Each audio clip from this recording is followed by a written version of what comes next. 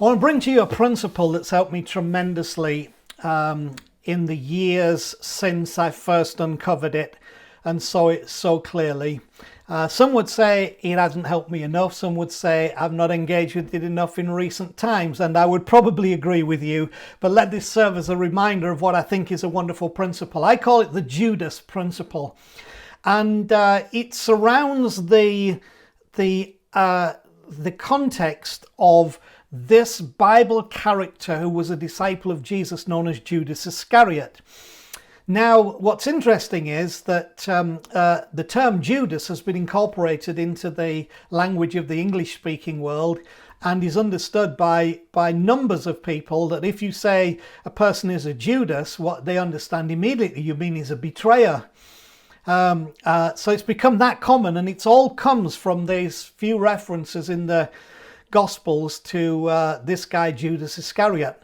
Many years ago I saw so clearly that the references to Judas in the Gospels seem to be pointing to an allegorical, metaphorical principle which could have a far-reaching effect on how we frame the contradictions of life, particularly in respect to betrayals. And we've all experienced contradictions and betrayals, and often the two tied together within how we have viewed and understood life, contradictions and betrayals. Now, there's a guy called Bishop John Shelby Spong, who is a tremendous teacher. He's retired now.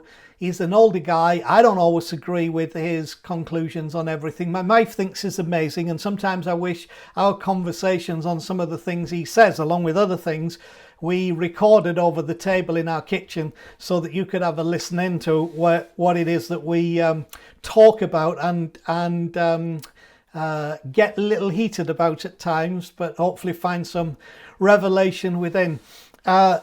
Bishop Spong is one of the foremost minds and exponents of questioning the literal interpretation of Scripture. Now, whether you agree or not, he's worth a listen because he puts a wonderful case and gives some wonderful frameworks of how we might look at Scripture in some different ways and understand what it's saying beyond the words, which is a big theme of mine that I've taught you about. Anyway, John Shelby Spong, in respect of Judas Iscariot, he suggests and proposes that Judas Iscariot never really existed as a person, that he is a literary character rather than a literal character, and that he was written into the gospel narrative as a result of the tension that was happening in the first century between Judaistic Jews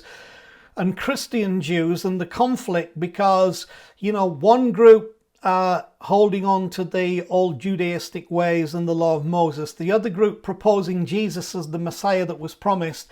And most of the Christians at that time were Jews anyway. So you had this conflict going on, and it's into this that he suggests that Judas Iscariot was created as a literary character in order to achieve something, accomplish something in the context of this tension, but also written in as a kind of a code to the Christian Jew who would understand immediately what the message was through the use of this name. Because the name Judas, of course, is the way we in English write the Greek translation of the Hebrew Judah. So Judah becomes Judas, and we read it as Judas. And of course, Judah is the originator of the word Jew, of framing it as Jew, Judah, Jew. And of course, Iscariot was a betrayer, was a traitor.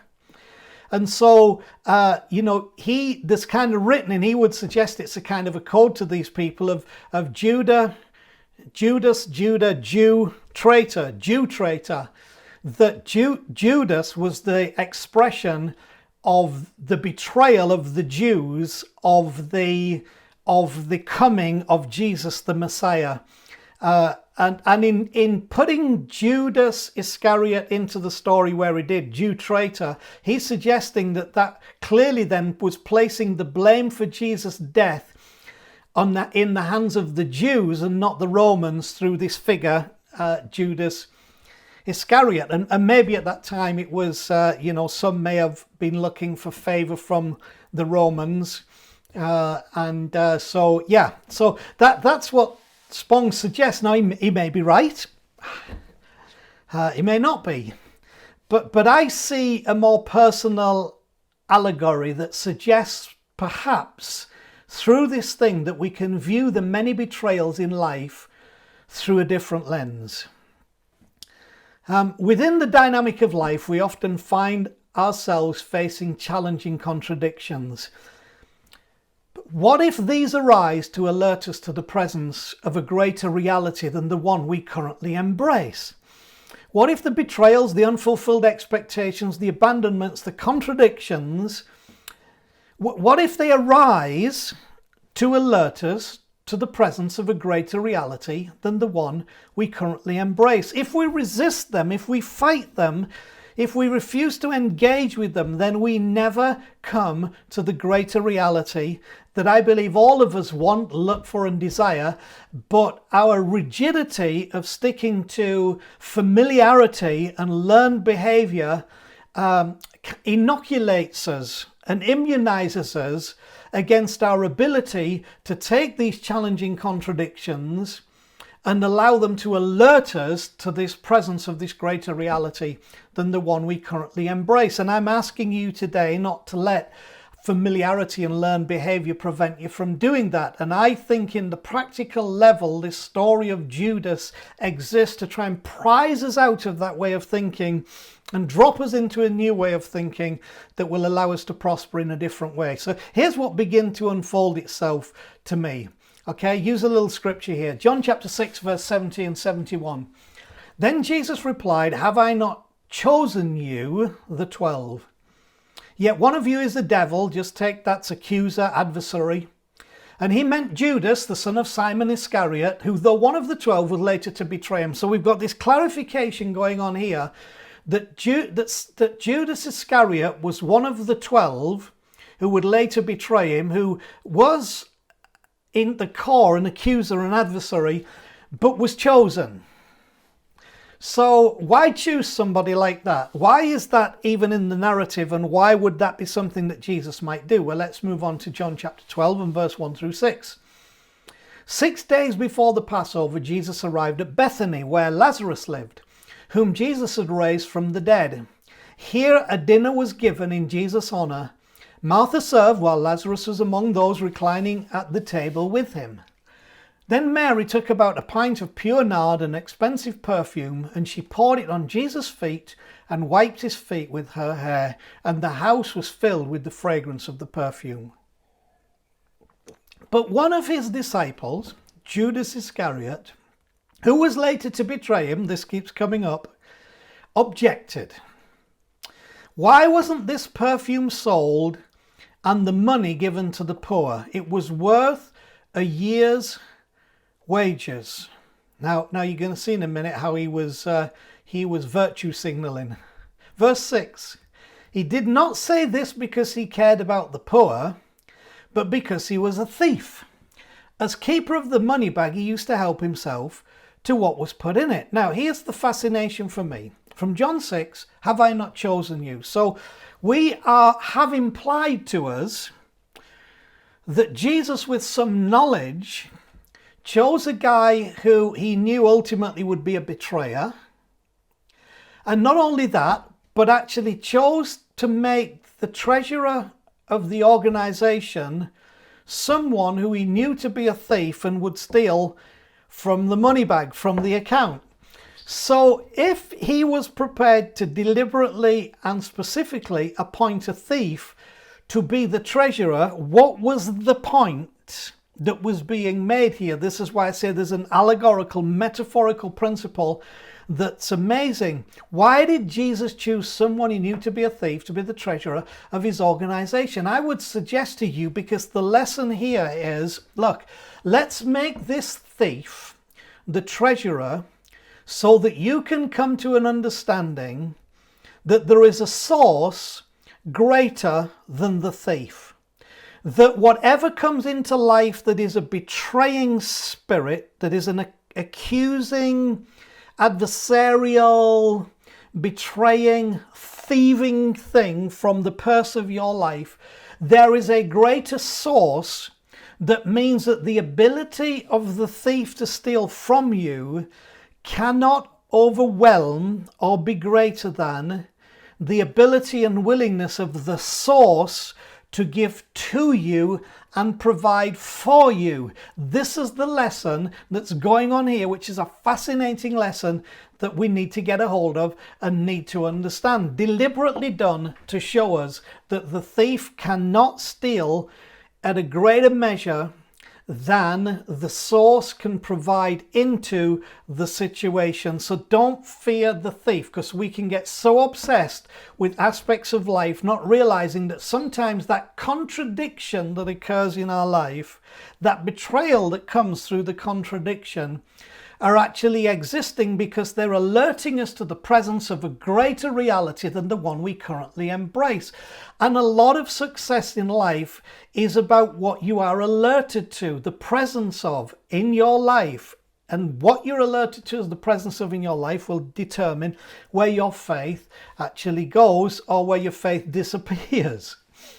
So it goes a little further. So Matthew 14 verse 10, then Judas Iscariot, one of the 12, chosen, went to the chief priests to betray Jesus to them. And you think, well, after Jesus doing all he'd done and covering for him, why would he do that? But then betrayals are like that, aren't they? You know, you think, why did that person, that friend, that one who I love, why did they betray me? It happens, okay? We have these Judases in our life.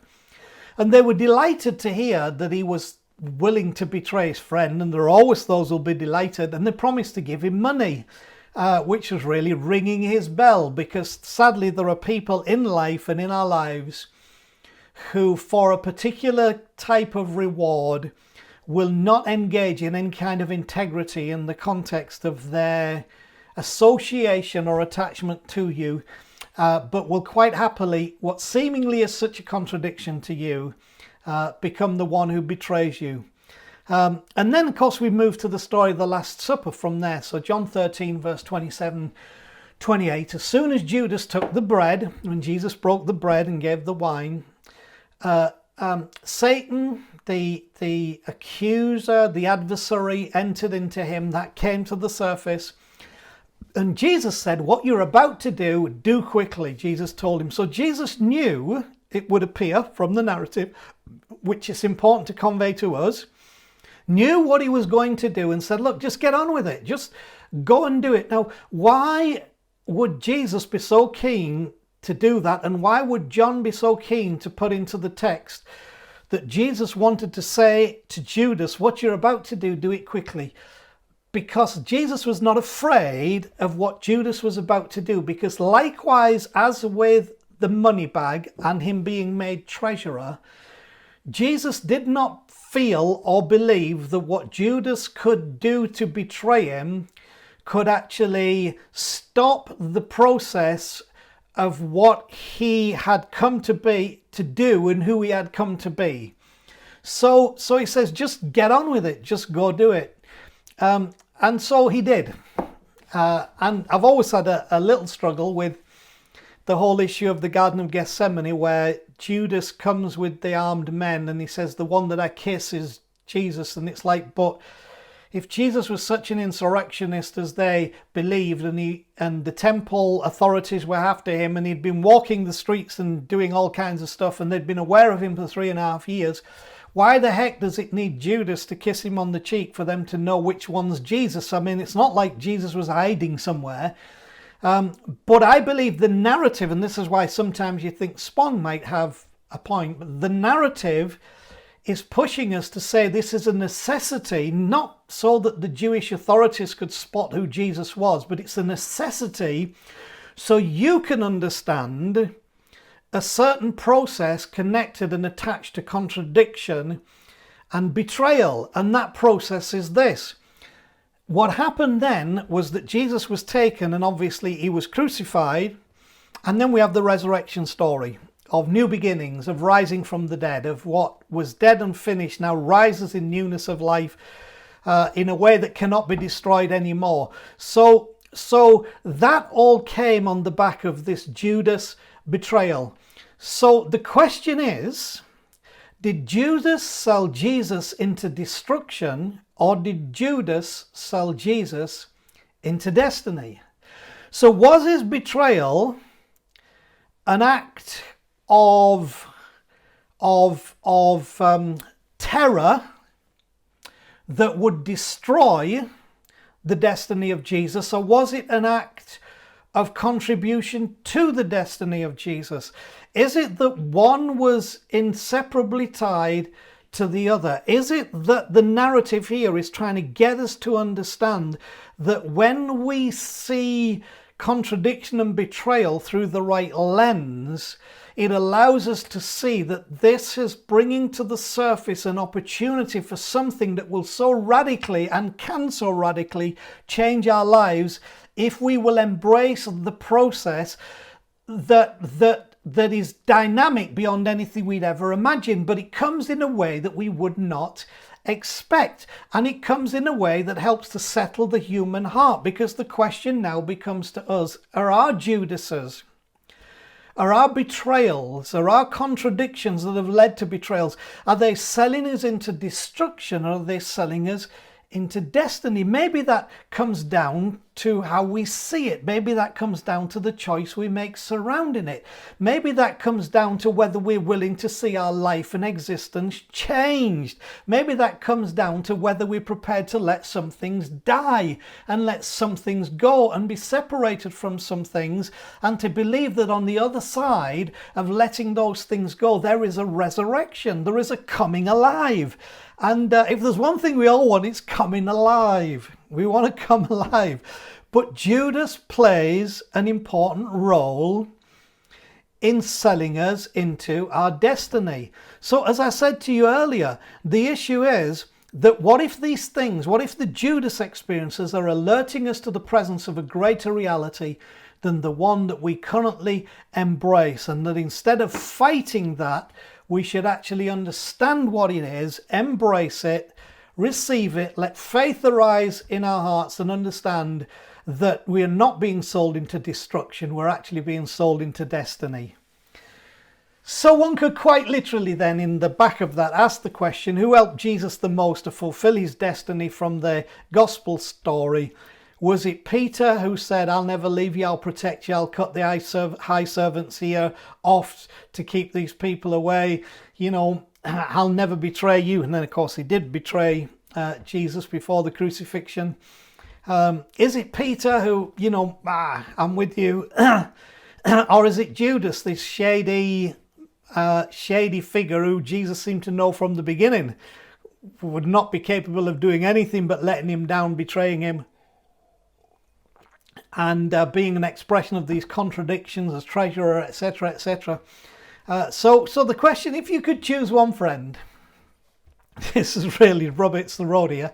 If you could choose one friend to join you in your journey into purpose, who would you choose? A Peter or a Judas? Isn't it fascinating that actually the Judas is the one that sells Jesus into destiny? He's the one that accelerates his destiny.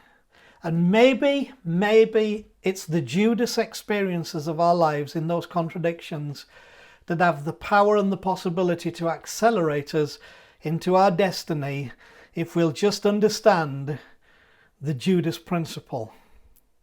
I love you, bless you. Other things I could say, but I'm going to shut up, and I'll talk to you again a little bit later this week.